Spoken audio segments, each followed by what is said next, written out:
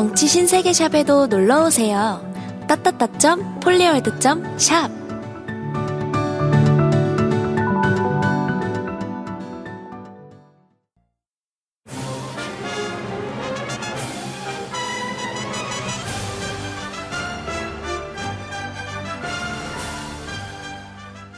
저의 신명을 바쳐 일하겠습니다. 감사합니다.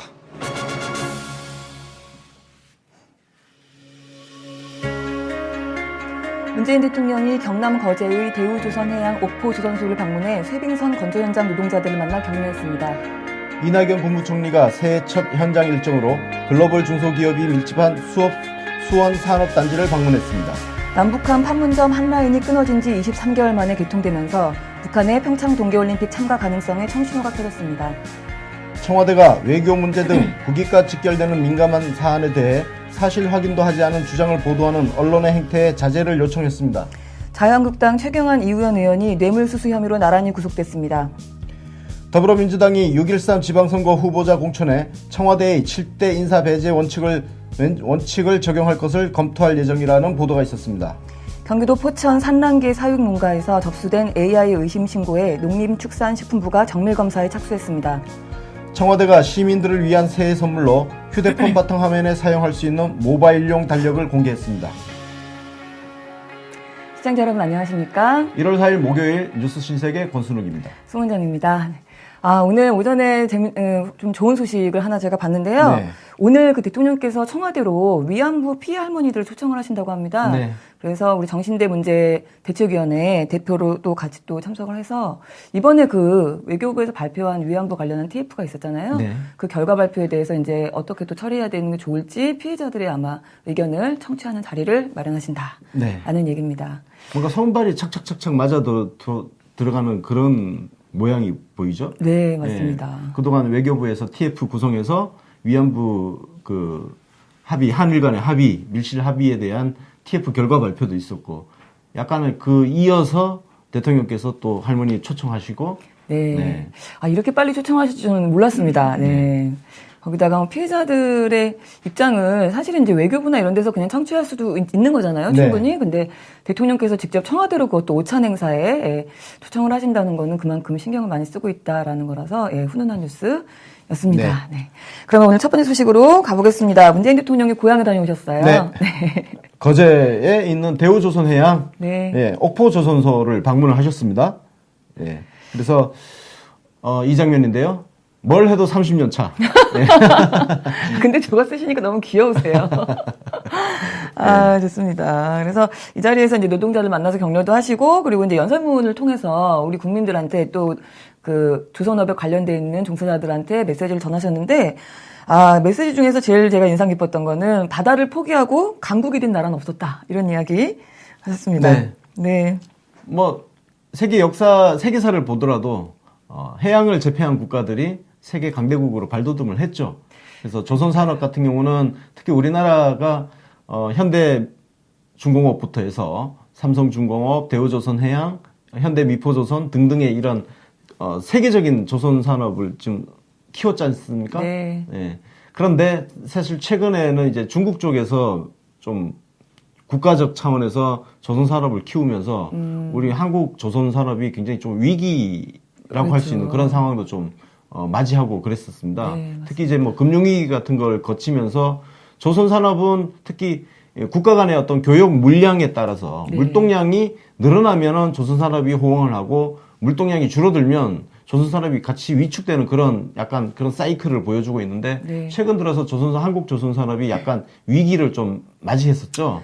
그래서 네. 뭔가 지금 터닝 포인트를 만들어가는 그런 과정으로 볼 수 있는 상황입니다. 네. 그래서 그것 때문에 일부러 첫 외부 네. 일정을 잡으신 것 같은데, 또 말씀 중에 그래서 이제 우리가 사실 이제 기술력으로는 거의 세계 1위다, 최강이기 때문에 기술력을 중심으로 해서 다시 도약할 수 있을 것이다, 이런 이야기도 하셨고, 네. 정부가 또 적극 도와주겠다는 말씀도 하셨어요. 네. 네. 어제 이 현장이 세계 최초의 쇠빙 LNG 운반선. LNG. 예, LNG를 운반하는데, 보통 북극 항로 있지 않습니까? 네. 북극은 얼어 있는데, 보통은 쇠빙선이 먼저 얼음을 깨고 앞으로 나가고, 그렇죠. 뒤에 LNG 선박이 따라가는 형태였는데 네. 지금 이번 그 대우조선해양에서 만든 선박은 자체 세빙 기능이 있는 그렇죠. 운반선입니다. 네, 이게 맞습니다. 세계 최초라는 거예요. 그러면 이 선박에 대한 수요도 앞으로 좀 기대가 될 수 있고 북극 항로는 특히 굉장히 그 거리를 단축시켜주는 구간이거든요. 네, 그렇죠. 그런 세계적으로 수요가 있기 때문에 대우조선해양의 이 새로운 기술을 바탕으로 한 이 선박은 굉장히 많이 앞으로 팔릴 가능성도 있습니다. 네, 맞습니다. 그래서 대통령께서 이런 우리 조선 산업의 어떤 이런 기술력으로 다시 한번 도약을 할 것이다. 네. 격려. 네, 그래서 하셨습니다. 정부에서도 그 공공선박을 발주를 좀 늘려보겠다 이런 이야기도 하시고 적극 도와주겠다는 얘기를 하신 거죠. 네. 그래서 재밌는 얘기도 하셨어요. 올해가 황금 개띠랍니다. 근데 네. 황금이 경제를 그 가르치는 거고 개는 부지런한 걸 뜻한다. 그래서 경제가 부지런하게 네, 돌아가게 될 거다 이런 개처럼 이야기. 뛰자. 그러니까 개처럼. 네, 개가 부지런함을 뜻하는군요. 저는 처음 알았습니다. 네. 하여튼 이런 이야기. 그리고 또 쇠빙선 이 자리에서 평창올림픽 얘기를 잠깐 하시면서요. 쇠빙선처럼 그러니까 얼음을 이제 깨고 나가는 거니까 쇠빙선이요. 네. 그렇게 평화의 길을 열어보겠다 이런 이야기도 하셨어요. 저 사진 정말. 저 뒤에 그 송영길 북방경제위원장 보이시죠? 네. 네. 제가 지난 연말에 하기로 했던 인터뷰를 네.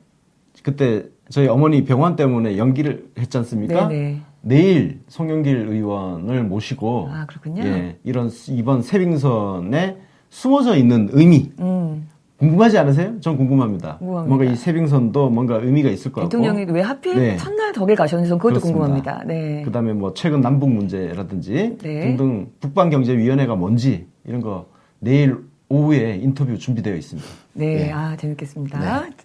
우리 대통령님 그 경적 올리시는 거죠? 저 네. 표정이 너무 해맑아서요. 정말 덩달아서 웃게 되는 사진이었는데, 네. 우리 대통령님이 거제에서 태어나셨는데, 그 당시에 이제 탯줄을 잘라주셨던, 이제 산파 역할을 하셨던 네. 이웃 주민께서 아직도 이제 그 자리에 살고 계십니다. 그래서 그분한테 내려가신 김에 과일 바구니를 또 전달을 했다라는 이야기도 있었어요. 네. 참. 소소한 것까지 하나하나 챙기시는 분이다라는 생각이 듭니다. 직접까지는 못하셨고요. 새해 복 많이 받으세요. 대한민국 대통령 문재인 이렇게 써서 과일바구니에 예 그래서 우리 백두현 청와대 비서관이 대신 전달을 했다라는 얘기인데 네. 받으면서 얼마나 흐뭇하셨을까요, 그죠? 하여튼 우리 대통령께서 고향도 이제 방문을 하셨고 네, 경남 지역 그 지금 민심이라는 것이 사실 조선 산업이 최근에 막 약간 몰락 같은 그런 거의 현상을 그렇게 됐었죠. 빚으면서 네. 여기저기 이 큰 대형 조선 산업에서 그 수주 물량이 줄어들고 하면 네. 그 밑에 있는 그렇죠. 중소 조선 산업이 휘청거려요. 그렇죠. 더 하죠, 그래서 거기는. 경남 지역은 조선 산업으로 먹고 사는 그 비중이 굉장히 크거든요. 네, 이 문제가 굉장히 그동안 경남 지역 굉장히 현안이었어요. 현안이었는데 뭔가 하여튼 이번 기회를 통해서 터닝 포인트가 일어나서 경남 지역 경제에 다시 활력이 네. 되찾아지기를 바라겠습니다. 네, 바라보겠습니다. 네. 다음 소식 가겠습니다. 이낙연 총리도 현장 방문 일정이 있었어요. 같은 네. 날. 우리 이낙연 총리가 선택한 방문지는 수출 중소기업 단지입니다. 네. 네. 수원은 삼성전자가 딱 자리 잡고 있죠. 그리고 그렇죠. 거기에 또 그 중심 그 옆에 이제 같이 함께 이제 나가는 그런 업체들이 많이 있습니다. 특히 디스플레이 제조 기업 베셀이라는 지금 기업을 방문한 사진이죠. 모자, 네. 네. 귀여우십니다. 재밌습니다. 그러니까요. 그래서 이 자리에서 이제 중소기업 수출 도전, 예. 수출하는 중소기업이 전체의 3%밖에 없다 그런 말씀 드렸었잖아요. 네. 그래서 이제 수출을 적극적으로 좀 지원해 줄 테니까 도전을 좀 해봐라 이런 이야기도 하셨고요. 네. 아까 그 업체에서 저렇게 예. 그 2인용 경항공기를 네. 또 개발을 했답니다. 근데 저 타고 계시는 표정이 왜 이렇게 세상 진지하신지. 비행기 몰고 계시는 표정이에요. 네. 그래서 이렇게 하셨고. 우리 이낙연 총리님도 네. 뭘 해도 참 훈훈하고 또 참 귀여운 구석이 정말 많은 것 같아요. 네. 우리 대통령님이랑은 매력이 또 아이, 다른데. 참 네. 나이 많으신 분들한테 귀엽다는 말씀드려서 맞아요. 조금 죄송합니다. 좀 죄송하긴 한데. 어쩔 수 없습니다. 귀여운 게 잘못입니다. 그리고 그 이어서 또 그 세크라는 또 다른 업체, 여기는 네. 산업용 엑스레이 장비를 제조하는 그런 업체랍니다. 여기 네. 또 방문하셔서 뭐 이런저런 여기가 뭐 보니까 수출 1000만 분을 다 상을 받았대요. 중소기업 치고는 사실 굉장히 큰 상이라고 하는데 네. 이런 이야기들. 예. 근데 이게 요즘도 그 언론사들이 1,000만 불 이렇게 좀 약간 옛날 표현 쓰는데 이게 부를 달러로 그러니까요. 표기해죠. 네, 예. 맞습니다. 예. 한자식인데요. 옛날식 표기인데 네. 예. 하여튼 맞습니다. 하여튼 이런 이야기 우리 이낙연 총리님이 그 대통령의 국정운영 기조가 워낙에 중소벤처기업부에 또 힘을 실어주려고 하시는 거니까 네. 잘 받쳐주고 계시다라는 네. 생각이 들고요. 요 이어서 또 경제계 신년 인사회에도 참석을 하셨어요. 네. 네. 이건 뭐 매년 하는 인사회인데요. 네.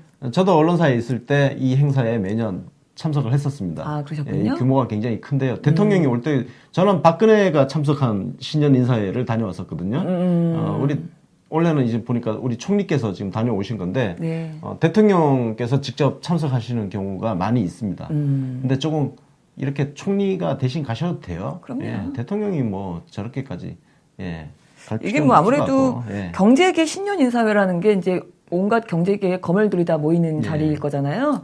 근데 뭐 그래서 아마 박근혜는 더 가지 않았을까 그런 생각이 좀 들기도 하고 네, 여기 이 가서 자리에 뭐- 앉을 수도 있었어요. 네. 가서 그 뭐 별 의미 없어요, 사실. 네. 제가 가봤던 경험자로서 보면 네. 그냥 가서 뭐 덕담하고 뭐 하는 건데 아니 그 많은 사람들이 그렇게 한번 모이고 하는 게 무슨 의미가 있나 뭐 그런 솔직히 저는 개인적으로 그런 생각을 좀 네, 합니다. 맞습니다. 우리 대통령께서 1월 2일에 했던 그 신년 인사회 있잖아요, 청와대에서. 네. 그 자리에 이제 경제계 그 뭐 회장들이라든가 이런 분들이 다 지금 초청이 돼서 참석이 됐었죠. 네. 근데 그 참석을 초청을 하면서 이렇게 해서 한 번 신년회 끝나고 이런 경제계라든가 이런 쪽의 신년회는 별도로 안 가겠다 미리 공지를 또 하셨었습니다. 네. 그래서 이낙연 총리가 대신 가셨던 내용이고 이 자리에서는 이제 혁신 성장을 막는 규제들, 뭐 4차 산업이라든가 이런 것들을 좀 과감히 없애보겠다 이런 인사말을 하기도 하셨어요. 예. 특히 최근에 그 사드 문제라든지 이런 것들 때문에 어려움을 겪었던 부분이 네. 해소가 되고 있다는 부분. 맞습니다. 예. 그래서 한중 정상회담의 성과라는 것을 한번 강조를 또 하셨고 네. 그리고 남북 간의 어떤 대치 국면에 네. 있어서도 뭔가 전환 네. 흐름이 지금 해결 만들어지고 뭔가? 있지 않습니까? 네. 이런 것들이 한반도 리스크를 우리가 한국이 안고 있는데 이 리스크를 우리가 극복해 나가는 것도 역시 경제계에 굉장히 좋은 그렇죠. 신호다. 맞습니다. 그래서 그런 이야기들 하셨습니다. 그리고 또 한 가지 소식이 있었어요. 원래 그 부처별 업무 보고를 네. 대통령께서 받으셨잖아요. 근데 그걸 올해부터는 이낙연 총리가 받을 가능성이 높다는 소식이 또 있었습니다. 실세 총리죠? 네. 이게 실세 총리입니다. 네. 이명박근혜 9년 동안 우리 총리들 한번 무슨 기억이 있습니까? 그 사람들이. 의전이나 받고 돌아다니고. 맞습니다. 의전 네. 선회자들. 그러니까. 근데 네. 하여튼 지금 우리 그 이낙연 총리께서는 직접 정부 부처 업무 보고를 받는다. 네. 이거 자체가 그야말로 총리가 핫바지로 서 있는 게 아니라 실제로 일을 하는 그리고 각 정부 부처를 통괄하는 그런 자리라는 것을 명실상부하게 보여주고 있다. 네. 네, 맞습니다. 뭐 실제로 뭐 그러면 책임 총리 이제에 그렇습니다. 가깝다 이렇게 힘을 쏟고 예. 있다라는 건데 이게 사실 어떻게 보면은 그 말장난인데 분권형 대통령제라는 말이 사실 이거 아닙니까? 그렇습니다. 이게 정확하게. 사실은 정확히 분권형 예. 대통령제죠. 대통령이 내각에 대한 통치 권한을 일부를 총리한테 주는. 맞습니다. 네. 지금 문재인 대통령 이낙연 국무총리 네. 이 두 분이 지금 보여주고 있는 행보 자체가 정확하게 분권형 대통령제 그대로입니다. 그러니까 그러니까요. 국회에서 개소리 같은 거 하지 말고 네. 그러게 말입니다. 아니 분권형 대통령제 해가지고 사실상 그 속 알맹이는 내각 책임제 딱 갖다 놓고 국회 지들 마음대로 뭘 해보겠다는 수작질을 지금 하고 있는 거 아닙니까? 네. 그러니까요. 본인들이 집권했을 때 워낙에 제왕적 대통령제였기 때문에 대통령제가 다 제왕적인 줄 아나 싶은데 우리는 또 그렇지 않죠. 예전에 참여정부 때도 이렇게 좀 총리들이 권한이 좀 막강했죠. 그렇습니다. 네, 참여정부 당시에도 네. 고건총리, 네. 그 뒤에 이제 이해찬 총리, 네. 그리고 한명수 총리, 네. 그리고 임기 마지막에 한덕수 총리까지 이 네 명의 총리가 재임하면서 실질적으로 굉장히 역할을 했단 말이에요. 네. 인사재청권부터 해가지고. 네.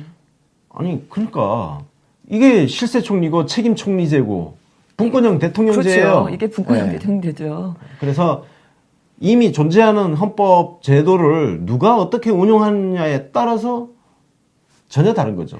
네. 맞습니다. 그러네요, 정말. 네.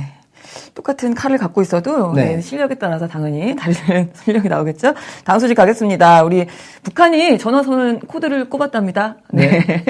제가 그래서 어제 그 우리나라 언론들 그 설레발 치는 거 제가 좀 나무랐던 거에 전화 코드부터 꽂아야 된다고요. 근데 어제 오후 3시 30분에 코드를 꽂겠다고 네. 북한에서 통보를 해왔죠. 네. 코드 꽂고 그렇습니다. 전화가 네. 왔답니다. 네. 이게 시작인 거예요, 이제. 아유, 재밌습니다. 그래서 통일부에서 발표한 거는 우리가 이제 북한이랑 시간이 다른가 봐요. 네. 30분 정도 우리가 이제 북한이 우리보다 30분 시간이 빠릅니다. 늦습니다. 그렇더라고요. 그래서 우리가 3시 30분이면 거기는 3시. 뭐 그런데요. 왜 그렇게 되지? 그러니까 그쪽에서는 시간을 좀 달리 쓰는 것 같은데요. 어쨌든 그래서 그 3시 30분 북한 시간으로는 3시에 뭐 연락이 와서 상호 접촉이 진행됐다. 그리고 이제 이게 이제 통신선에 이제 이상이 있는지 없는지 너무 오랫동안 안 썼기 때문에 그렇죠. 점검차 통화를 했답니다. 그래서 일단 전화선 꽂아놓고 네. 통화되나 안 되나 그렇죠. 네, 네. 확인한 거죠. 네, 그래서 서로 통성명을 했다. 이런 이야기. 제가 어제 통성명은 뭐 통화 내용은 통성명이었다 이렇게 나오길래 아 갑자기 재밌더라고요. 다찌마오리가 좀 생각이 나기도 하고. 네. 아 다찌마오리 모르시나요? 그 다치마을이 그 요거 조그만 어머. 아니요 뭐예요? 다찌마오리 모르시는구나. 아 다찌마오리 모르시는군요. 아 다찌마오리 그 임원희 배우 임원희 씨의 그 데뷔작 있잖아요. 예. 네. 동성명은 필요 없겠지. 뭐 이런 거 하는 거 있잖아요. 그거 한 건데. 아. 네, 저만 네. 아는 거였군요. 죄송합니다. 네. 어쨌든 그 작년 7개월 동안 대통령께서 꾸준히 평화, 그다음 대화 이야기를 강조를 하셨는데 네. 그거 끝나고 나서 갑자기 1월 1일이 되자마자 북한에서 김정은의 신년사 터지고 1월 네. 2일은 우리 쪽에서 통일부에서 회담을 하자 제안하고 또 3일 날에는 갑자기 한 라인이 연결이 되고 아주 드라마틱한 지금 진행이 되고 있었죠. 지금 권순송 박사 이야기가 채팅창에 나오고 있죠. 네. 예, 권순송 박사가 신년에 대예언을 하면서 네. 남북 간 대화가 시작되고 북한이 평창 올림픽에 참가하고 북미 수교 협상이 시작된다. 네. 자, 한 개 남았어요. 북미 수교 협상이 원래 시작되는지 한번 네. 지켜보면 그게 관전 포인트입니다. 아, 그렇군요. 그거 맞아 들어가니까 너무 행복하시군요. 네. 아, 제가 네. 그 약간 농담처럼 했지만 성지순례각으로 만든 에피소드입니다. 그러니까요. 지금 3일 연속 지금 그 권순송 박사 얘기를 하고 계셔가지고, 네. 큰일 났습니다. 다 맞으면 이제 앞으로, 이게 만약에 정말 북미 대화가 시작이 되면, 네. 네, 시작이 되면 그다음부터 우리 뉴스 신세계에서 매일매일 이야기를 하실 것 같아서 아주 걱정스럽습니다. 네. 이 얘기 그래서 다양한 반응들이 나왔어요. 뭐 각계 뭐 정당들도 얘기하고, 뭐 언론들도 지금 남북 대화에 대한 이야기가 나왔는데, 요 얘기는 좀 나중에 이슈 네. 브리핑에서 좀 자세하게 보도록 하고요. 다음 소식 가겠습니다. 네. 아, 언론들이 그 임종석 비서실장의 아랍에미리트 방문에 대한 거를 지금 끈질기게 계속 보도를 하고 있죠. 네. 네. 자, 궁금하긴 할 거예요. 저는 언론의 그 이 취재 본능을 네. 나발할 생각은 하나도 없습니다. 네. 예. 궁금해요. 도대체 무슨 일이 있어서 지금 무슨 일이 있었던 걸까? 이명박의 그 원전 수주, 아랍에미레이트 원전 수주, 그리고 우리 그 아랍에미레이트와 어떤 군사협정, 네. 그리고 원전 폐기물 처리 문제 등등. 그 이후에 그 박근혜 정권 때 또 뒷조사 했던 거.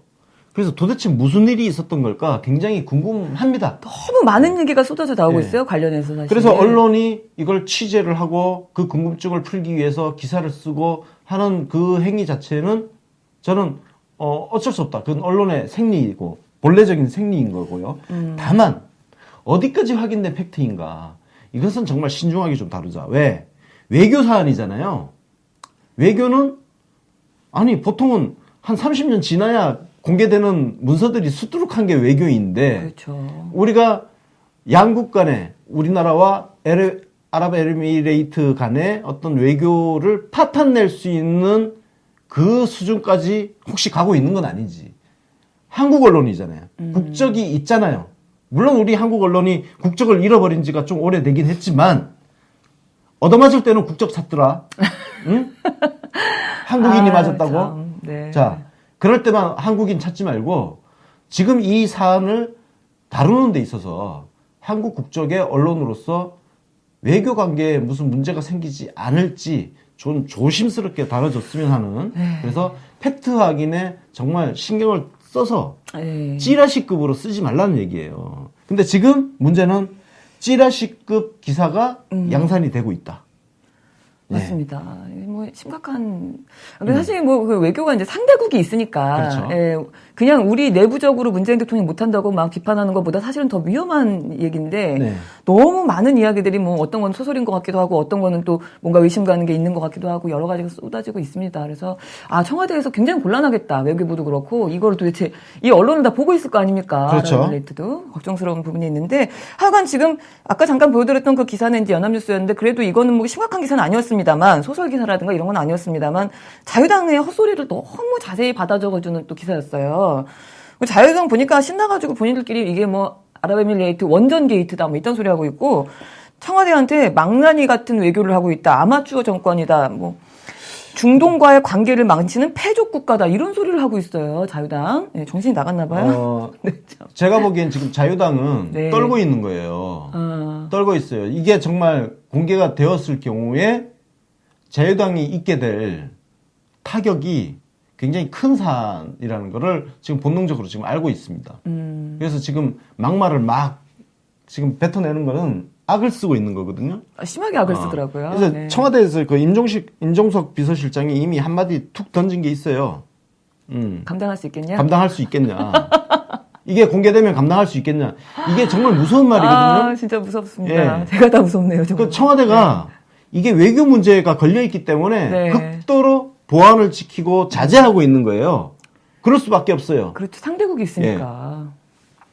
아랍에미레이트 쪽 입장을 우리가 지켜줘야 되는 거예요. 외교 사안이기 때문에 말을 아끼고 인내심을 지금 발휘하고 있는 상황인 거거든요.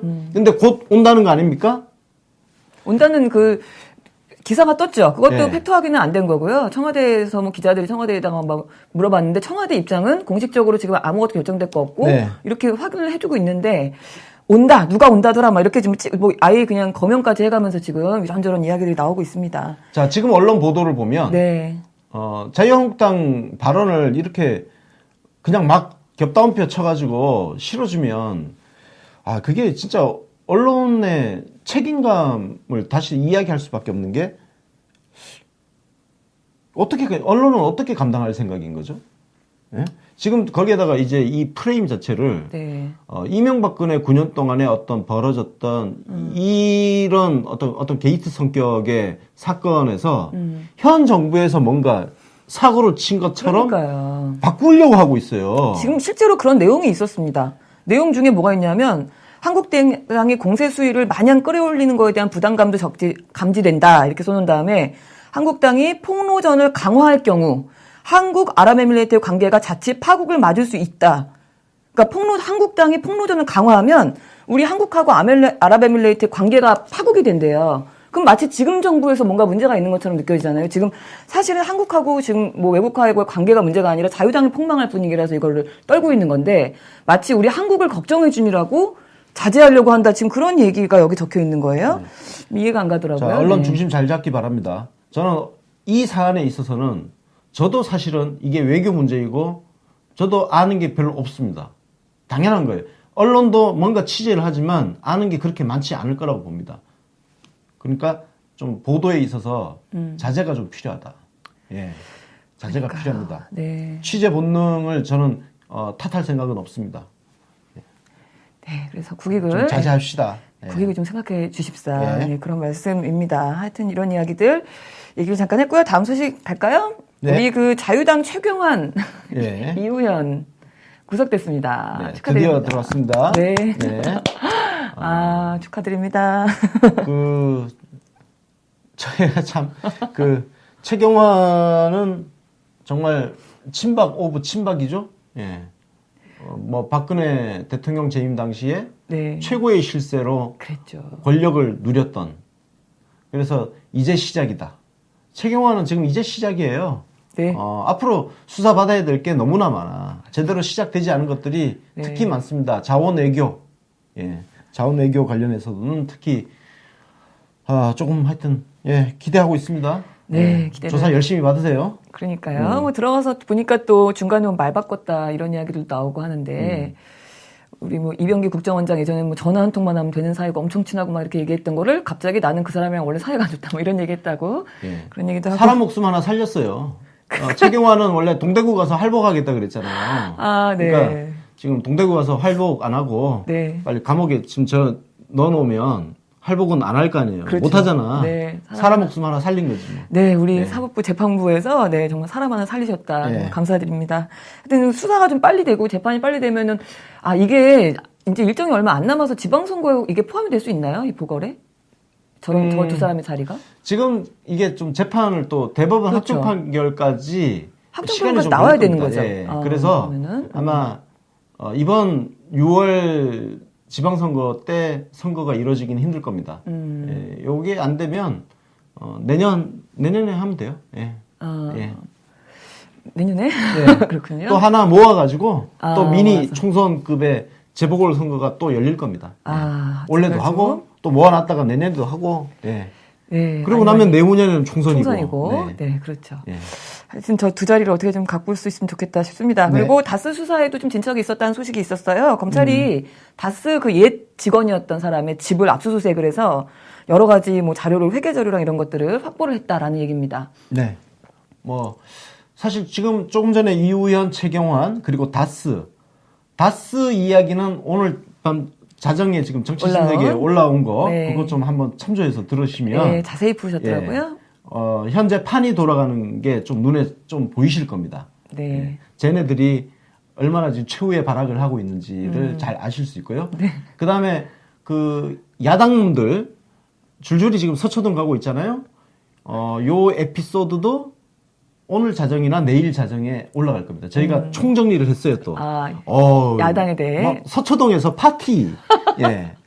서초동에서 파티? 예, 서초동에서 파티가 이제 벌어지는. 아, 그렇군요. 거의 27명인가?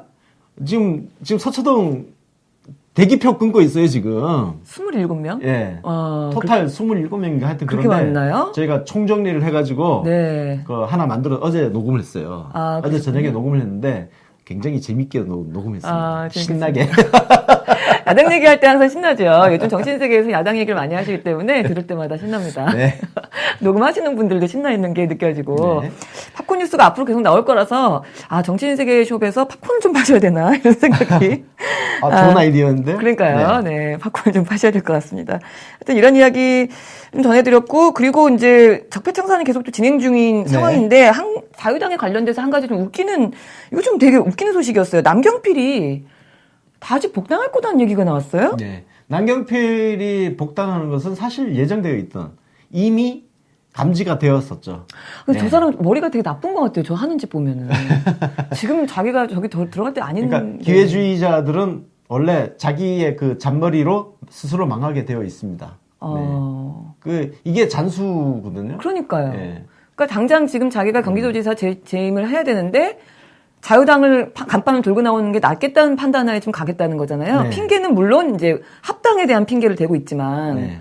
근데 그게 자유당이 지금 어떻게 될 줄 알고 지금 거기로 뛰어들어간다는. 그러니까요. 그러니까 이게 잔머리 기회주의자들은 저렇게 스스로 망가지게 되어 있다. 아, 대단합니다. 제가 생각했던 것보다 훨씬 더 하수구나 이런 생각이. 그리고 뭐 남경필이 저게 돌아가면 글쎄요. 홍준표가 근데 공천을 공천 해줄까요? 받을 수 있을까? 그것도 궁금하네요. 경선을 해야 되는데 모르겠어요. 예, 뭐 자신 있으니까 돌아가려고 하겠지. 아, 그러게 말이에요. 근데 하여튼 남경필이 그 자유한국당 되돌아가는 것은 네. 거의 한 2달 전부터 그 얘기가 감지가 조금 됐었습니다. 있긴 했었죠. 네. 선거 때문에.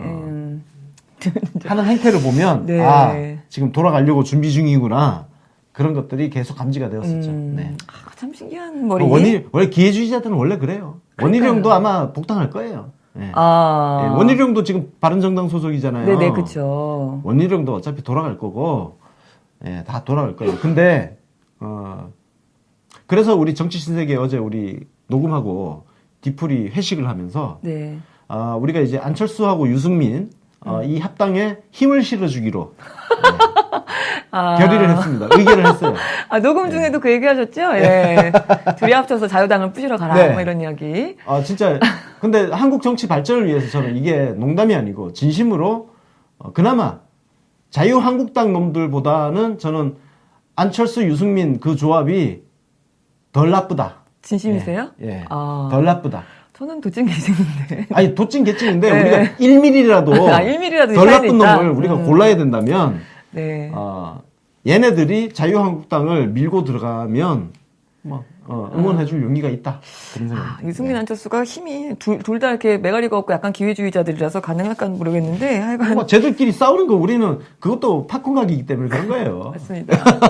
요즘 뭐 지금 남경필을 비롯해갖고 뭐 또 다른 사람들도 뭐 몇 명 이름도 막 거론되고 있더라고요. 복당에 대해서. 그러니까 안철수가 지금 이 사람들한테 굉장히 은인입니다. 네. 돌아갈 그 명분을 못 찾고 안절부절하고 있던 사람들한테 정확한 명분을 주고 있잖아요. 합당이라는. 참 훌륭하신 분입니다. 낡은 정치의 요정, 안철수 요정. 대단합니다. 그래서 하여튼 이게 힘쏠림이 자유한국당으로 확 기울어지는 거는 곤란하다. 이건 우리를 위해서가 아니라 대한민국 발전을 위해서 자유한국당 같은 진짜 극우 수구 아닙니까? 네. 예. 이런 세력 쪽으로 힘이 쏠리는 것은 우리가 막아내야 된다. 그런 차원에서 제가 그래도 네. 둘이서 힘의 균형을 조금 어느 정도 이루는 쪽으로 가야. 맞아요. 그래서 둘이서 티격태격 싸우게 하면서. 하는 게 제일 좋다. 네. 예. 지지율도 쪼개먹고 뭐 여러모로 예. 좋긴 하죠. 그러니까 뭐 일단은 너무 거학이 있으니까 자유당이 그쪽을 좀 먹어봐라 이런 네. 이야기였고요. 국민의당 상황도 좀 심각하게 돌아가는 것 같아요. 지금 통합 반대파들이 박지원을 필두로 해서 무슨 개혁신당을 창당하겠다라는 또 허풍으로 지금 안철수를 압박하고 있습니다. 여러분들은 어떻게 생각하실지 모르겠지만 저는 네. 안철수보다도 이 박지원 일파의 행태가 한국 정치를 훨씬 더 후퇴시키고 있다고 생각합니다. 물론 안철수도 별로 발전에 도움이 안 되고 있지만 누가 더 해악이 크냐라고 했을 때는 저는 이 국민의당 반통합파 박지원 일파가 훨씬 해악이 크다. 왜? 뭐 이건 나중에 자세하게 풀겠습니다. 대충 다 아시겠지만 네. 지역주의를 볼모로 잡고 맞습니다. 민주당이 그동안 틀을 짜놨던 룰을 다 부셔버리고 자신들의 당선을 위해서 안철수를 이용해먹고 네. 지금은 또다시 자기들 살기 위해서 다른 짓거리를 또 하고 있잖아요. 이건 정당 정치를 완전히 좀 너덜너덜하게 만든 행태예요. 네. 이게 호남을 놓으면은 본인들이 다 죽어야 되니까 호남을 지금 바지까지 이제 잡고 늘어지겠다라는 거죠. 그래서 끝까지 지금 뭐 예. 개혁신당 추진하겠다. 뭐 박지원, 유성엽, 정동영, 조배수, 김종회, 박주현, 박준영, 뭐 이상돈, 장정숙, 최경환, 천정배, 김경진 뭐 이런 사람들 모여가지고 14명이 일단 모여서 회의를 했다 그러고 지금 뭐 반대파가 20명이 넘는다. 그래서 뭐 교섭단체가 가능하다 뭐 이런 주장을 또 하고 있다라는 얘기인데 뭐 당을 차리든 새살림을 차리든 일단은 뭐 민주당으로만 안 나오면은 알아서 하시기 바라겠습니다. 자, 이상돈 의원 한 명 빼놓고 나면 전부 호남 지역주의자들이에요. 호남 깔고 앉아가지고 어떻게든 그렇죠. 정치 생명 연장해보겠다고. 그렇죠. 뛰쳐나갈 때도 그런 거 아닙니까? 안철수 꼬드겨가지고 그렇게 당 뛰쳐나가고 당을 분란으로 몰아넣고 맞습니다. 우리 문재인 당대표 시절에 그렇게 흔들어대고 온갖 폐악질을 해대던 인간들이 지금 또다시 지금 정치를 퇴행시키고 있는 거예요. 이 새끼들이 훨씬 더 안철수보다 해악이 크다. 한국 정치에서 빨리 퇴출시켜야 될 인간들이다. 예. 근데 이것들이 지금 돌아오려고 할 거 아니에요. 그러니까요. 아마 이제 이거 어? 만들어 놓고 나중에 또 뭐 헛소리 할 수도 있을 것 같아요. 뭐 당대당 통합이 어쩌고저쩌고. 네. 그러니까 이렇게 해놓고 우리 민주당하고 더불어민주당하고 뭔가 뭐 통합하자 이 그렇죠. 짓거리를 또 할 거 아니에요. 할수 그러면 있죠. 우리 민주당 안에서 또 우리 한때 우리 그래도 우리랑 같이 했던 사람들인데 네. 다시 같이 해야지. 절대 안 됩니다. 네. 이 상황이 저는 벌어지는 게 최악의 상황이라고 저는 생각을 하고 있습니다. 예. 맞습니다. 우리 민주당 의원들 절대 받아주지 않을 것이라고 믿겠습니다. 네. 다음 소식 가겠습니다. 민주당 얘기 나온 김에 네. 민주당 관련된 소식입니다. 베껴쓰기 기사가 좀 많지 않아서 이게 사실 확인은 안 되는 것 같은데 그래도 안 써주는 것 같아요. 지선 공천에 우리 지방선거 공천에다가 청와대 인사 7대 원칙 배제 원칙 그거를 적용을 하는 것을 검토해보겠다라는 얘기입니다. 이게 뭐 연합뉴스도 뜨고 뉴스원도 있고 했는데 나머지 막 이런 거 나오면 원래 연합뉴스 기사는 막 베껴쓰기 하잖아요. 근데 많이 안 베껴쓰더라고요. 예. 네. 저는 개인적으로 이렇게 적용을 했으면 좋겠다. 네, 그럼요. 생각을 갖고 있습니다. 특히 보세요. 병력 면탈, 부동산 투기, 탈세, 위장 전입. 자, 위장 전입은 뭐 어느 정도 선을 그을 필요가 있습니다. 논문 표절도 마찬가지. 논문 표절도 참여정부 당시로 지금 선을 좀 그어서 그 이전에는 좀 하여튼 예. 왜냐면 자기 논문 표절이라는 거 이거는 계속 문제가 되고 있잖아요. 이거는 그 김병준 총리를 임명할 당시에 그 참여정부 당시에 처음 문제가 됐던 거예요. 하여튼 뭔가 선을 네. 그어서 할 필요는 네네. 있지만 그러니까 지금 말씀하신 게 본인의 논문을 본인이 인용한 거에 대해서 논문 표절이라고 그렇죠. 하면 안 예. 된다라는 거고 예. 남의 것을 명백하게 베꼈을 때만 문제를 해야 된다라는 이 말씀을 지금 하신 네. 거고요. 지금 병역면탈, 부동산 투기, 탈세, 위장전입, 논문 표절, 선거 관련 범죄, 음주운전 이렇게 7가지입니다. 네, 그래서 이런 것들은 적용할 필요가 있다고 저는 개인적으로 생각을 합니다. 근데 이게 이제 지방선거 같은 경우 사실 이제 기초단체장까지 포함이 되기 때문에 이게 굉장히 사실 쉽지는 않을 것 같아요. 이 잣대가 들어가기 시작하면은 아마 내부 반발이 엄청날 것 같습니다. 공천은 그렇습니다. 자기 못 받을 거기 때문에 특히 뭐 우리가 알고 있는 또 광역단체장 후보가 될 것 같은 분들 중에서도 좀 생각나는 분도 있고 한데.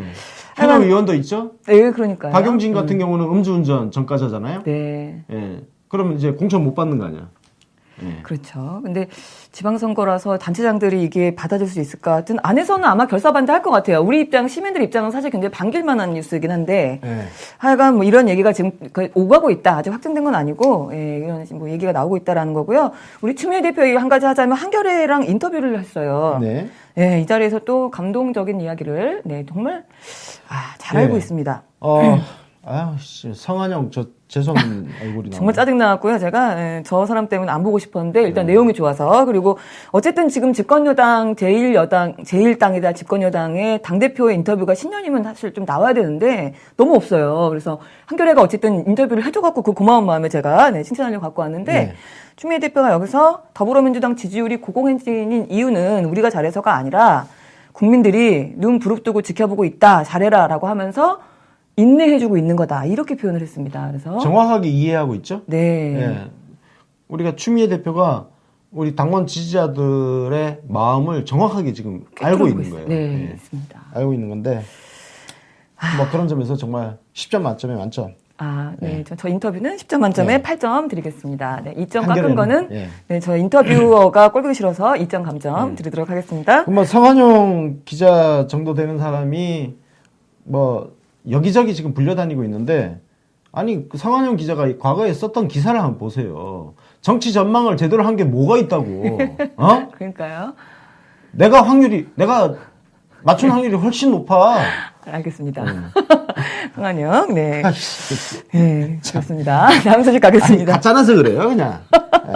네, 가짜는 네. 성한용 얘기 잠깐 했습니다. 다음에 포천에서 그 조류독감이 또 발생을 했어요. 근데 이게 그 3일에 의심 신고가 오전 11시에 접수가 네. 됐습니다. 그래서 농장주가 이제 뭐 닭이 죽으니까 이제 11시에 그 의심을 신고를 했는데 그리고 나서 바로 간이검사부터 하고 양성 반응 나오자마자 해당 농가 입구에다가 초소 설치하고 이동 제한하고 방역하고 그리고 나서 그 이후에는 아예 그 주변 지역에 31군데 시군 전역에 48시간 가금류 이동 금지 명령까지 조치를 한 게 오후 3시였습니다. 그래서 4시간 만에 네? 4시간 만에 지금 이 모든 일이 신고가 접수된 게 11시인데 네, 이 모든 일이 발생이 됐습니다. 그래서 정말 깜짝 놀라서 이 내용을 우리 농림축산식품부 잘하고 계시다고 칭찬을 해드립니다. 지금 겨울이기 때문에 겨울에는 우리 사람도 감기 환자가 속출하잖아요. 네. 그것처럼 지금 우리 새들도 감기가 이제 조류들도 감기가 이제 속출을 이제 하게 될 겁니다. 중요한 네. 것은 우리가 대응을 이렇게 속전속결로 잘 하면 이게 확산되지 않게 감기가 여기저기 옮으면 안 되잖아요. 네, 맞습니다. 대응을 잘하고 있고요. 대응을 잘하고 있다. 네, 그리고 뭐 아직 고병원성인지 아닌지는 지금 정밀 조사 중입니다. 검진 중이라서 아직 확인은 안 됐다. 뭐 이런 이야기였고, 그리고 이제 겨울철이라 그런지 화재도 좀 계속 되고 있지요. 어제 홍대에서 화재가 있었어요. 합정동에 이제 공사 현장에서 화재가 나서 이것도 지금 소방관 99명, 그 다음에 소방차가 이제 29대가 출동을 해서 40분 만에 빠르게 진압을 했습니다. 인명피해는 없었고요.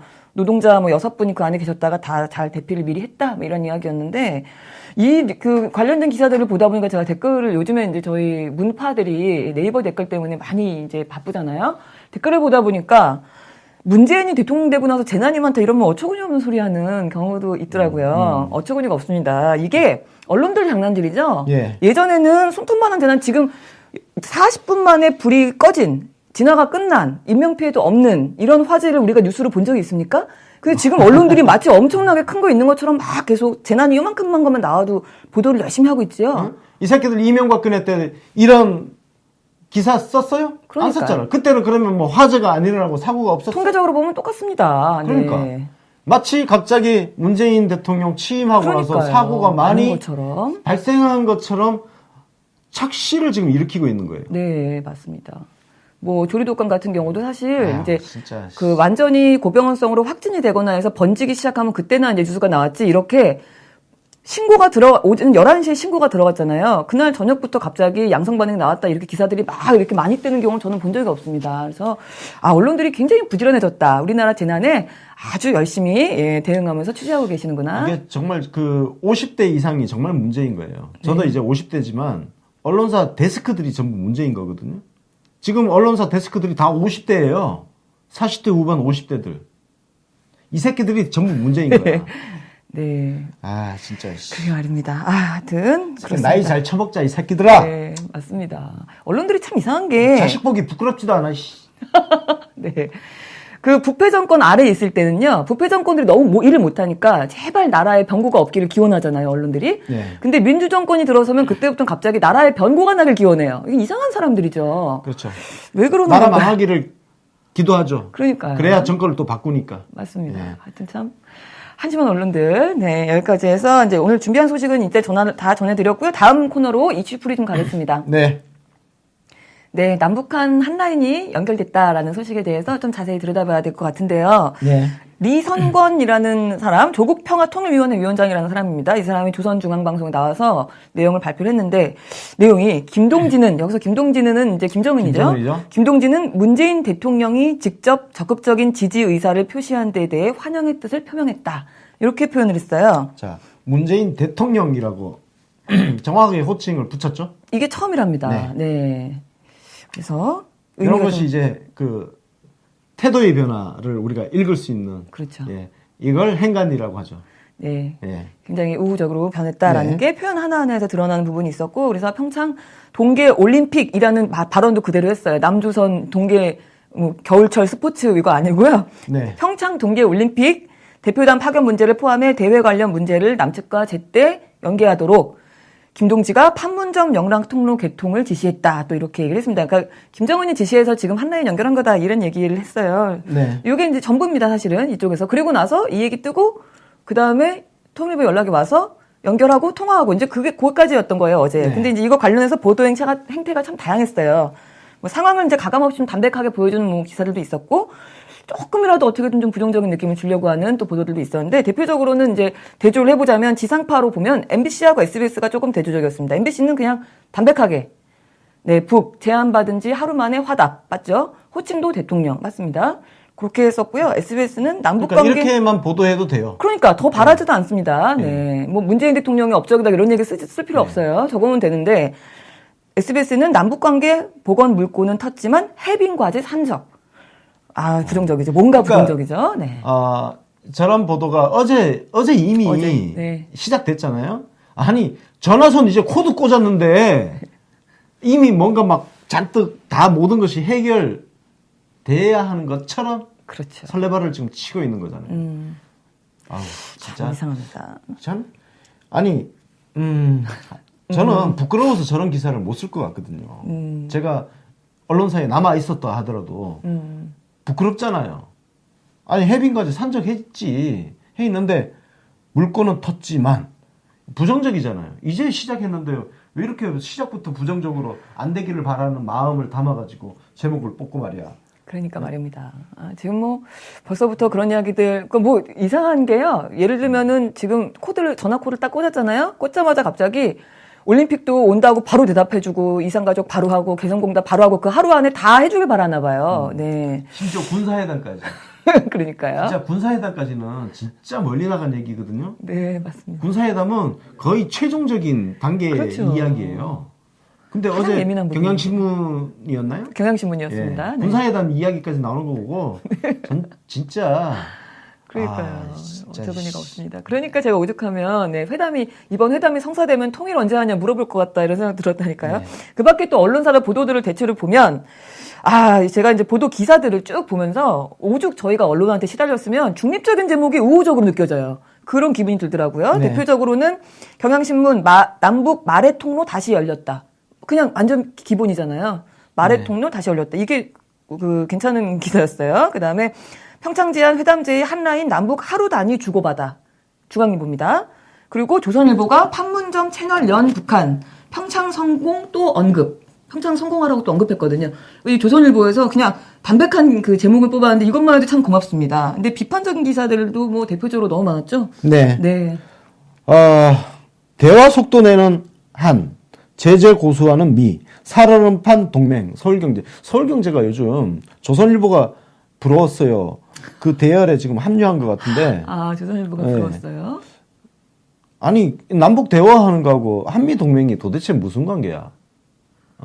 그러면 남북 대화가 되면 한미 동맹이 뭐 흔들린다는 얘기인가 뭔가 지금 그 얘기를 지금 하고 싶은 거거든요. 그렇죠. 아, 진짜. 이 사람들은 멀티태스킹이 안 되는 사람들이에요. 저는 멀티태스킹을 한단 말이에요.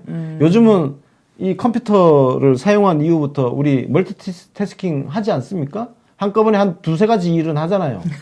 그렇군요. 네. 그러니까 머리 이 사고도 남북 대화해? 그럼 한미 동맹 흔들리겠네? 이런 단세포가 어디 있습니까, 세상에? 예? 아, 신기한 자, 대단하고. 남북 연락 채널 복원 첫날 회담 논의 없이 종료. 전화선 확인했다니까, 이 새끼야. 아, 이거 너무 웃기죠? 이거 너무 웃깁니다. 아시아 경제. 네. 야! 저기 그냥 그 전화선 그 실무자들이 네. 전화 연결 되는지 안 되는지 확인한 거라고. 남북 연락 채널 복원 첫날 회담 논의 없이 종료. 와, 진짜 아까 채팅창에 어떤 분이 소개팅 하자마자 애나 차고 얼룩들이네 그렇게 쓰셨던데. 아, 진짜 딱 그겁니다. 이제 이럽니까 도대체. 그리고 이제 참. 어제 그 발표한 리성권에 대한 이야기가 많죠. 네. 예, 리성권이 그 천안함 사건 이후에 네. 우리와 무관하다는 입장을 발표했던 당사자다. 천안함이 부각을 시킨 우리가 거죠. 한 일이 아니다 이렇게. 네. 그래서 그거를 동아일보가 아주 굉장히 이거 동아일보는요 지금 악의적인 기사를 엄청 쓰고 있어요. 근데 판문점 연락채널 개통 발표한 북한 리선권 위원장은 리선권 위원장은 천안함 폭침 주도한 김영철의 오른팔. 네, 이렇게 아예 천안함 폭침을 주도한 김영철의 오른팔이다. 이걸 아예 제목을 뽑았더라고요. 이 길게 동아일보. 그러니까 깔려 있죠. 천안함을 연결시키고, 네, 그죠? 색깔론이죠, 일종의. 예, 천안함 연결시켜서 리성권 발표한 사람이 그 천안함 사건하고 관련이 있네?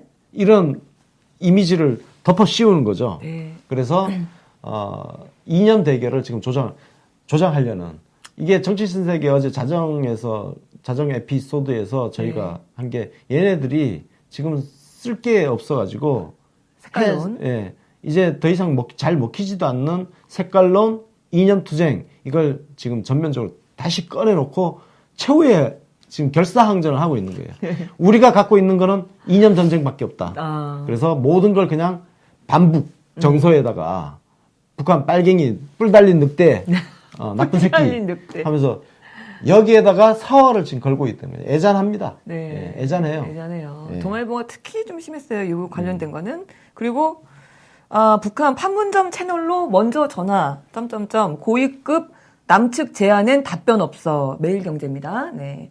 그러니까 고급이 누가 나올 거냐는 그 얘기에 대해서 답변이 없었다. 북한이 그 얘기하는 거예요. 전화선 확인했다고 이 새끼들아. 진짜. 아까 전에 그 회담 논의 없이 종료. 이거는 아시아 경제예요. 그러니까요. 요거는 이제 경제지들이 왜 이러나요? 기자 이름을 네. 예, 기자 이름을 다음에는 기자 이름을 따올까요? 기자 이름을 한번 우리가 해가지고 가서 댓글로 좀 갖다 놀리고 해야 될 것 같아요. 그러니까. 예, 네. 부끄러움을 좀 느끼게 해야지. 근데 실제로 기자들이요 이런 댓글 달리면요 심리적으로 스트레스 받는데요. 받겠죠. 사람인데 안 받으면 스트레스 많이 이상하죠. 받는데요. 그리고 칭찬 댓글 많이 받으면 또, 그것도 그렇죠. 막 좋아하고 그런다는 그럼요, 거예요. 진짜 그렇죠. 그래서 댓글을 안 보고 싶은데 또 열어보는 게 또 사람 심리 그럼요. 아닙니까? 자기가 쓴 기사니까 댓글 주렁주렁 달려있으면 어떤 댓글이 달려있는지 본단 말이에요. 맞습니다. 그래서 기자 이름을 한번 찾아보세요. 네. 가서 댓글로 막 놀려주세요. 네, 기자 이름. 새끼들 스트레스 좀 받아야 돼. 찾아봐야 될 것 같습니다. 하여간 그 언론사들이 근데 보면은 아까도 소개시켜드린 것 중에서도 조선일보가 또 담백한 제목을 내는 것도 있고 또 심각한 제목을 내는 것도 있고 막 이래요. 그러니까 언론사들이 그 언론사에는 일관성이 지금 안 보입니다. 그냥 꼭지마다 스탠스가 다 달라져요. 그 제가 궁금한 건 요즘 언론사들이 그 데스크가 아예 지금 작동하지 않나 이런 생각이 좀 들기도 합니다. 약간 이제 기사와 칼럼의 성격이 있죠. 네. 기사는 어쨌든 팩트 중심 전달하는 게 스트레이트 기사 같은 경우는 팩트 중심 전달이고 칼럼은 오피니언이기 때문에 어떤 생각이 들어가죠. 그러니까 약간 온도 차이가 느껴질 수밖에 없어요. 네. 그것은 스탠스 차이는 아니고 조선일보 정도 되면 네. 전체의 일관성을 갖고 갑니다. 예, 아. 갖고 가는 거기 때문에 예. 그렇군요. 네, 하여간 이런 이야기 있었고, 이거 한라인 복원에 관련해서 이제 중국에서도 뭐 환영 논평이 나왔었고요. 우리 네. 이제 여당, 야당에서도 각각 논평이 나왔습니다. 백혜련 더불어민주당 대변인이 우리 정부의 지속적이고 진정성 있는 노력에 대한 결실을 맺은 거라고 평가한다. 이렇게 아주 마음에 드는 논평을 내놨어요. 그렇습니다. 네. 이런 논평이 어제 나왔어야 되는 거예요. 그렇죠. 예. 뒤늦었지만 어쨌든 이런 논평을 낸 것은 잘한 일이고요. 네. 이 과정이 어떻게 해서 이루어졌는지에 대한 설명이 논평에서 있어야 돼요. 이런 것들이 다 역사적 기록으로 남는 거기 그렇죠. 때문에 그렇습니다. 네. 그래서 집권 여당이잖아요. 집권 여당이면 대통령의 국정 철학이라든지 그간의 외교 행보를 정확하게 이해한 바탕에서 논평을 내놔야 이게 역사의 기록 한 장면으로 남게 되는 겁니다. 그러니까 하나만한 소리 하면 그걸 어떻게 역사 기록으로 남길 수 있겠습니까? 그러면 역사가 누락될 수 있는 거예요. 민주당 역사에서. 그래서 논평 한마디 한마디, 논평 하나 쓸 때마다 역사를 기록한다는 그런 의식을 가지고 정말 하나만한 소리 같은 거 하지 말고 네. 그렇게 쓰라는 이야기를 제가 하는 겁니다. 네, 맞습니다. 그 홈페이지에 들어가면은 그 브리핑, 논평 브리핑 그 코너가 이제 있잖아요. 근데 그 안에 들어가면 사실 그게 청와대에서 나오는 브리핑은 하나하나 다 읽어보게 되거든요. 굉장히 재밌어요. 근데 그 민주당 브리핑 코너는 재미가 없습니다. 조금 읽어보고 싶게끔 써주셨으면 좋겠다 이런 마음이 들었는데 어제는 하여튼 그런 역사의식이 없어서 그런 거예요. 제가 그래서 대변인단 전부 사퇴하라고 자꾸 얘기하는 게 그 대변인단 논평이 갖고 있는 의미에 대해서 진지하게 정말 다시 한번 성찰을 해라. 역사의 기록자라는 거. 네, 네. 맞습니다. 약간 어제는 그래서 좋은 논평 아주 마음에 들고 잘 네. 읽었습니다. 백혜련 더불어민주당 대변인 감사합니다. 우리 자유당도 나왔어요. 뭐 논평을 냈는데요. 얘네들은 지금 한반도 평화의 출발점은 북한이 핵을 포기해야 되는 거다. 그러면서 위중한 국가안보 위기를 망각하는 우를 범해서는 안 된다. 뭐 문재인 정부한테 지금 대화하는 게 몹시 기분 나쁘죠, 이 사람들. 걔는 지져라. 열심히 짓고 있고 우리 샴쌍둥이 있잖아요. 네, 국민바른당. 얘네들은 누가 샴쌍둥이 아니랄까봐 지금 똑같은 입장을 취하고 있습니다. 환영은 한다. 그러나 낙관은 하지 마라. 이런 이야기. 네. 역시 하나만한 얘기죠. 네. 네, 맞습니다. 정의당 논평이 하면 안 들어도 내용 다 아실 것 같고요. 네. 하여튼 뭐 북한이 이제 핵개발 다 했으니까 뭐 슬슬 먹고 살 걱정해서 나오는 것 같은데 이렇게 해서 일단은 한라인이 잘 개설이 됐다. 그래서 앞으로 우리 평창 동계올림픽의 참가에 대해서 잘 논의가 돼서 네. 볼 수 있기를 좀 바라보도록 하겠습니다. 오늘의 이슈 프리즘이었습니다.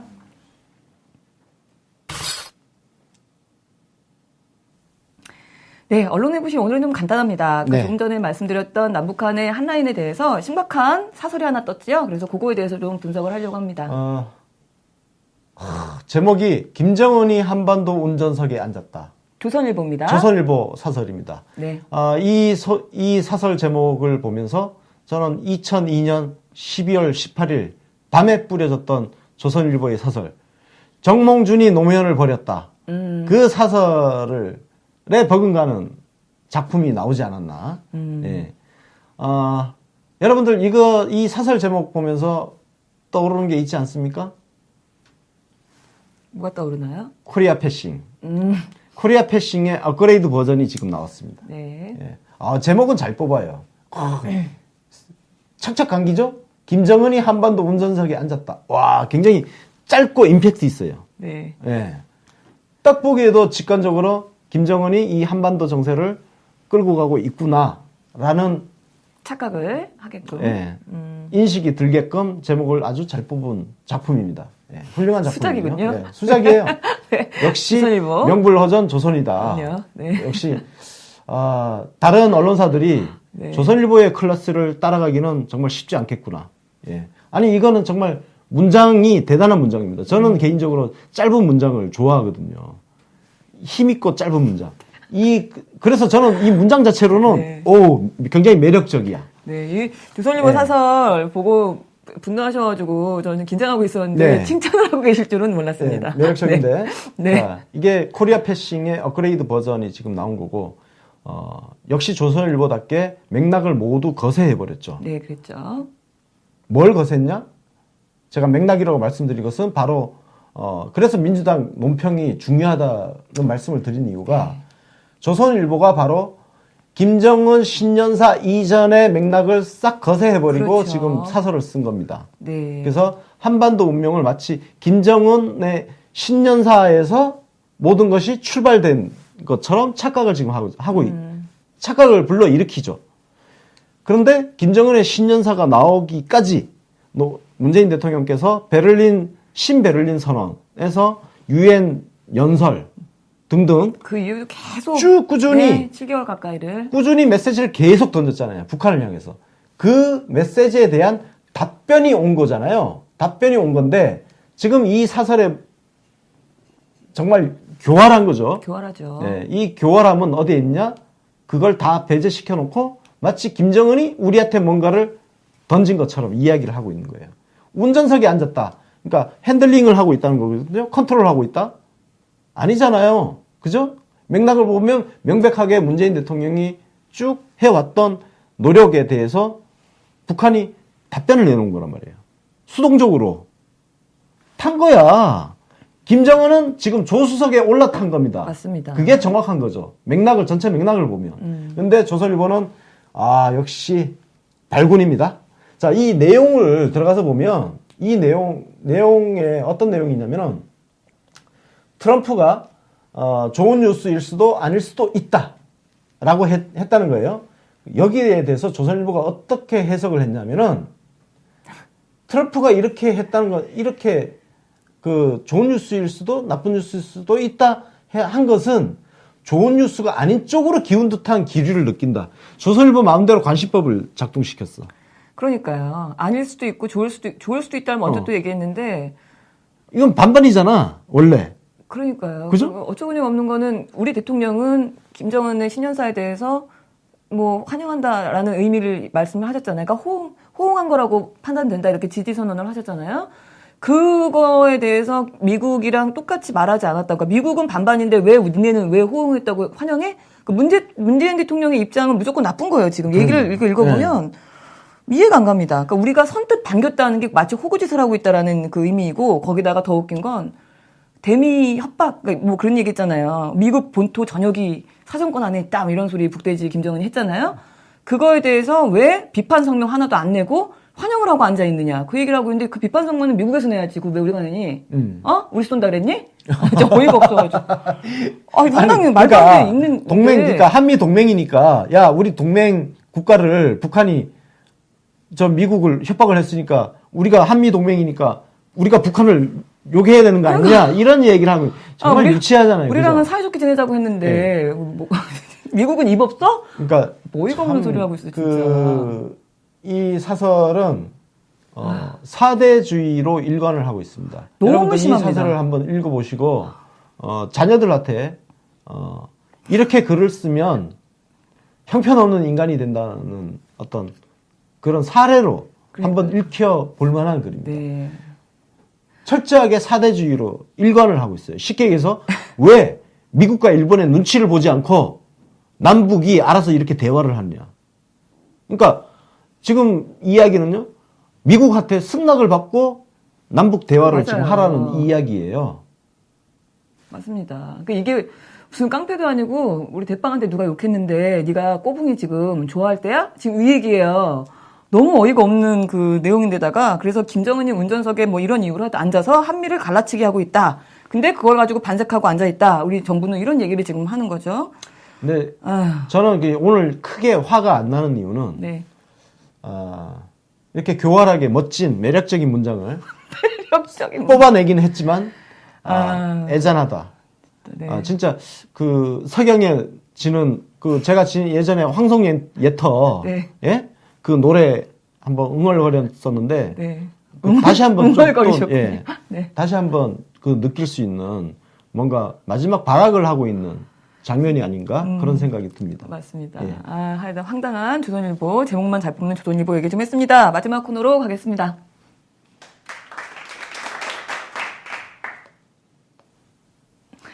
네, 오늘 칭찬합시다의 주인공은 청와대입니다. 네. 왜 청와대가 됐느냐? 알고 계시죠? 네. 우리 모바일용 달력 캘린더를 만들어서 우리 시민들에게 선물이다라고 공개를 했어요. 제가 인상 깊은 거 네 개만 뽑아봤는데요. 네. 총 12개가 있습니다. 예. 뭐 보실 분들 어제 다 보셨죠? 그럼요. 네. 네. 아, 이렇게 소통하려고 노력하는 청와대 너무 감사드리고 칭찬을 해드리고 싶습니다. 요 내용들, 이 사진들 쭉 올리면서 써놓은 내용들도 네, 아주 재미있었습니다. 그래서 시민들한테 선물이다. 그러면서 마지막 문장에 특히 인상 깊습니다. 여러분의 휴대폰에 여러분의 손 안에서도 함께하고 싶습니다. 이렇게 문장을 맺으셨던데. 네. 아주 훌륭합니다. 함께 하겠습니다. 네, 그렇죠. 그래서 휴대폰 이제 배경화면에서도 오늘부터 바꿔야 되겠다. 이런 네. 말씀 드렸습니다. 이렇게 해서 오늘 준비한 뉴스인 세계는 다 전해드렸습니다. 오늘은 1월 4일 목요일이었죠? 네. 네. 오후에는 특별한 방송이 없습니다. 네, 그렇군요. 그러면 내일 인터뷰, 송영길 의원 네. 인터뷰는 내일 다시 안내를 해드리도록 네. 하고요. 저희는 이렇게 마무리하도록 하겠습니다. 내일 오전 10시 45분에 다시 오겠습니다. 시청해주신 여러분 고맙습니다. 고맙습니다.